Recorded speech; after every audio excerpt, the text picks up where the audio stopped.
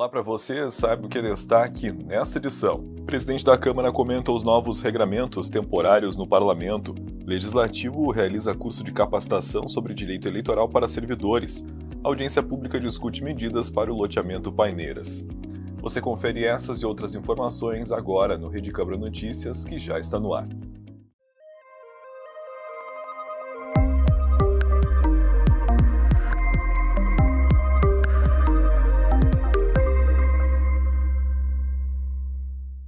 Ao final da sessão ordinária de quinta-feira, o presidente da Casa, o vereador Anderson Garcia, falou com a nossa equipe sobre os novos regramentos temporários do Legislativo, dentre eles a suspensão da realização de audiências públicas a partir de 1º de setembro.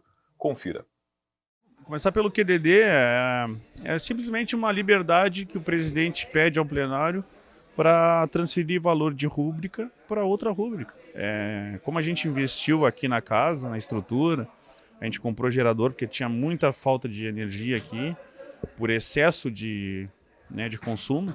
Então a gente resolveu comprar, esse é só um exemplo, a gente resolveu comprar um gerador para a parte administrativa para não ter mais esse tipo de queda, e isso zerou a fonte, zerou a rúbrica. Então é uma liberdade de tirar de uma rúbrica, botar na outra, para a gente cumprir os compromissos com terceiros que a casa tem, que é do seu dia a dia. Também vou suspender a restituição de combustível. Vou suspender a restituição de impulsionamento de internet por parte de vereadores, isso por uma exigência da lei eleitoral e um entendimento do departamento jurídico aqui da casa. Porque esse ano é um ano atípico, a gente tem que, além de estabelecer a nossa tarefa de vereador, a gente também precisa respeitar algumas regras impostas pela Justiça Eleitoral. Na quinta e sexta-feira, os servidores da Casa participaram de uma formação sobre direito eleitoral, que tem como objetivo esclarecer dúvidas sobre a campanha eleitoral e também sobre as condutas vedadas durante esse período. A gente sempre tem a expectativa de trazer novidades para os vereadores e para os seus assessores. Na verdade, a nossa empresa tem esse quesito de sempre inovar, a gente sempre pensa na frente. E o pensar na frente é trazer aqui o que pode, o que não pode e também os novos cálculos para as câmaras de vereadores a partir de 2025. Porque muitas vezes, lá em Brasília, se vota alguma lei, se vota alguma coisa, digamos, meio que na calada da noite, não é bem esse o termo, mas as pessoas votam as coisas e a população, o cidadão e até mesmo os edis, o executivo e o legislativo de todo o Brasil não ficam sabendo aqui no interior. E a gente tem esse hábito de estar sempre acompanhando para e passo para trazer essas novidades. A ideia desses cursos numa Câmara de Vereadores é aperfeiçoar os trabalhadores para que se façam as condutas de maneira ética e moral, respeitando os limites legais.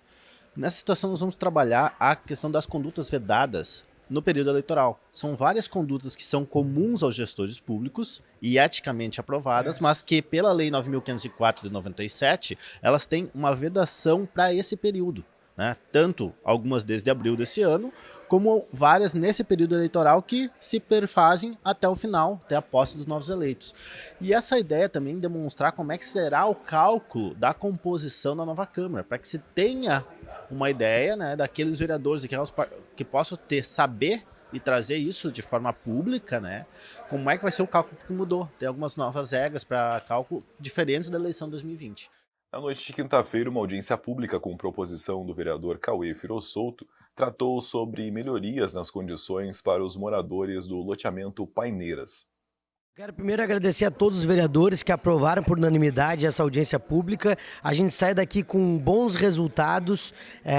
Agradecer ao SANEP, que se colocou à disposição, mesmo não vindo por conta de leis, enfim. Agradecer para levar a comunidade lá e a gente discutir as soluções do problema, tendo em vista que o loteador não cumpriu.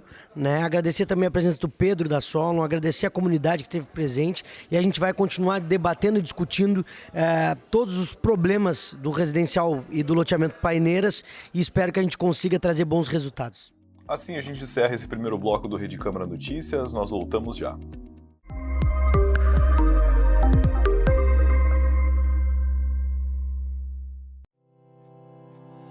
Sessões ordinárias. todas as terças, quartas e quinta, às 8h30 da manhã, ao vivo pelas ondas da 90.7, nos canais 16 da NET e 21.2 do sinal aberto.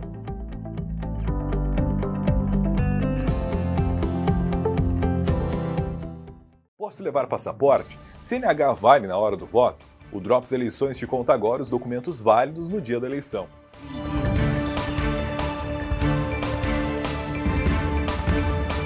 Com as eleições se aproximando, é fundamental estar ciente dos documentos aceitos pela Justiça Eleitoral para garantir que você possa exercer seu direito de voto sem problemas. O primeiro turno das eleições municipais 2024 está marcado para o dia 6 de outubro e o segundo turno ocorrerá no dia 27 do mesmo mês. Para exercer seu direito de voto de maneira consciente e informada, confira a seguir quais são os documentos válidos para se apresentar na sessão eleitoral, bem como algumas dicas importantes para o dia da votação. De acordo com o artigo 102 da Resolução 23.736 de 2024 do Tribunal Superior Eleitoral, para comprovar sua identidade no dia da eleição, você pode apresentar o e-título para quem tem cadastro biométrico, carteira de identidade social, passaporte ou outro documento de valor legal equivalente, incluindo carteiras profissionais reconhecidas por lei, certificado de reservista, carteira de trabalho e carteira nacional de habilitação. E aqui vão duas dicas importantes. Verifique a validade. Certifique-se de que seus documentos estão válidos e em bom estado para evitar contratempos. E claro, prepare-se com antecedência, organize seus documentos e esteja informado sobre sua zona e sessão eleitoral. Fique por dentro de todos os detalhes de um dos direitos que garantem o exercício da cidadania, o seu voto. Até a próxima!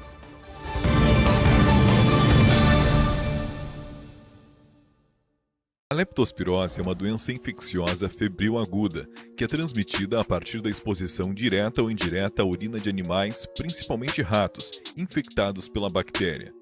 Sua penetração ocorre a partir da pele com lesões, pele íntegra imersa por longos períodos em água contaminada ou por meio de mucosas. O período de incubação, ou seja, o intervalo de tempo entre a transmissão da infecção até o início das manifestações dos sinais e sintomas, pode variar de 1 a 30 dias e normalmente ocorre entre 7 a 14 dias após a exposição a situações de risco. A doença apresenta elevada incidência em determinadas áreas, além do risco de letalidade, que pode chegar a 40% nos casos mais graves. Sua ocorrência está relacionada às condições precárias de infraestrutura sanitária e alta infestação de roedores infectados. As inundações propiciam a disseminação e a persistência da bactéria no ambiente, facilitando a ocorrência de surtos. Sintomas. As manifestações clínicas variam desde formas assintomáticas e subclínicas até quadros graves, associados a manifestações fulminantes. São divididas em duas fases, a fase precoce e a fase tardia. Os principais sintomas da fase precoce são febre, falta de apetite, dor muscular, principalmente na panturrilha, dor de cabeça, náuseas e vômitos. Nas formas graves, a manifestação clássica da leptospirose é a síndrome de Well, caracterizada pela tríade de ictericia, insuficiência renal e hemorragia, mais comumente pulmonar, síndrome de hemorragia pulmonar e comprometimento pulmonar. O diagnóstico específico é feito a partir da coleta de sangue, no qual será verificado se há presença de anticorpos para a leptospirose, exame indireto, ou a presença da bactéria, exame direto. O método laboratorial de escolha depende da fase evolutiva em que se encontra o paciente. O tratamento com o uso de antibióticos deve ser iniciado no momento da suspeita. Para os casos leves, o atendimento é ambulatorial, mas nos casos graves, a hospitalização deve ser imediata, visando evitar complicações e diminuir a letalidade. A automedicação não é indicada. Ao suspeitar da doença, a recomendação é procurar um serviço de saúde e relatar o contato com exposição de risco. Prevenção. Cuidados com a água para consumo humano, garantia da utilização de água potável, filtrada, fervida ou clorada para consumo humano, haja vista serem comuns quebras na canalização durante as enchentes. A lama de enchentes tem alto poder infectante e adere a móveis, paredes e chão. Recomenda-se retirar essa lama sempre com a proteção de luvas e botas de borracha e lavar o local desinfetando. Evite o contato com água ou lama de enchentes e impeça que crianças nadem ou brinquem nessas águas. Para o controle dos roedores, recomenda-se acondicionamento e destino adequado do lixo, armazenamento apropriado de alimentos, desinfecção e vedação de caixas d'água, vedação de frestas e aberturas em portas e paredes. O uso de raticidas deve ser feito por técnicos devidamente capacitados. Para mais informações, acesse o QR Code que aparece na sua tela.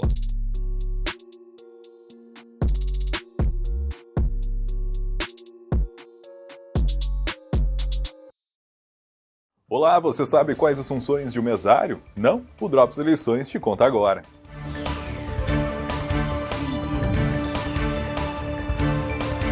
No dia da eleição, a Justiça Eleitoral conta com milhares de mesários e mesárias que formam uma força de trabalho durante o pleito e são essenciais no processo eleitoral.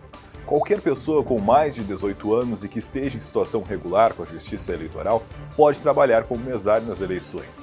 Eles são designados para as sessões eleitorais dentro da zona eleitoral em que estão inscritos. O trabalho de um mesário não é remunerado, mas o colaborador recebe auxílio alimentação para o dia da eleição e tem direito a 2 dias de folga para cada dia que passar nos treinamentos oferecidos pela Justiça Eleitoral ou trabalhando na função para a qual for designado no dia da votação. As folgas devem ser negociadas com a empresa, o órgão ou a instituição pela qual o colaborador tenha vínculo na época da prestação do trabalho. Outro benefício é destinado ao mesário universitário, que terá direito a 30 horas de crédito na grade extracurricular, desde que a instituição tenha convênio com o Tribunal Eleitoral do Estado. Além disso, recebe um certificado pelos serviços prestados e tem preferência no desempate em concursos públicos, desde que previsto no edital do certame. Fique por dentro de todos os detalhes das eleições aqui na Rede Câmara. Até a próxima!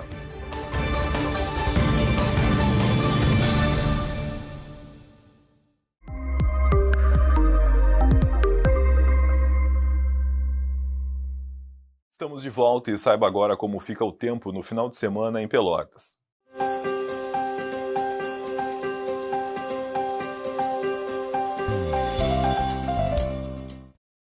De acordo com o Centro de Pesquisas e Previsões Meteorológicas da Universidade Federal de Pelotas, nesta sexta-feira, a previsão é de céu nublado. As temperaturas variam entre 7 e 13 graus.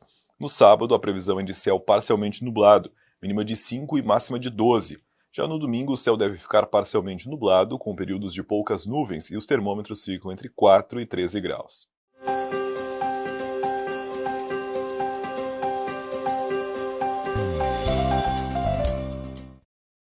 Vamos conferir agora um resumo do que aconteceu no Parlamento nesta semana.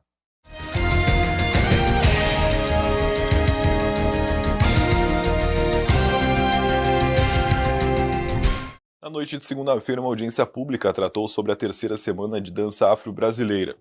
Nesta semana, além das sessões ordinárias da reunião conjunta da CCJ e da COF, na quinta ocorreu uma reunião conjunta extraordinária das duas comissões e uma sessão extraordinária. No mesmo dia, uma audiência pública discutiu sobre melhorias para o loteamento Paineiras. E essas foram as informações de hoje. Você acompanha mais detalhes aqui na TV, no rádio, no site da Câmara e em nossas plataformas digitais. Gratos de sua audiência, desejamos um bom final de semana e até a próxima.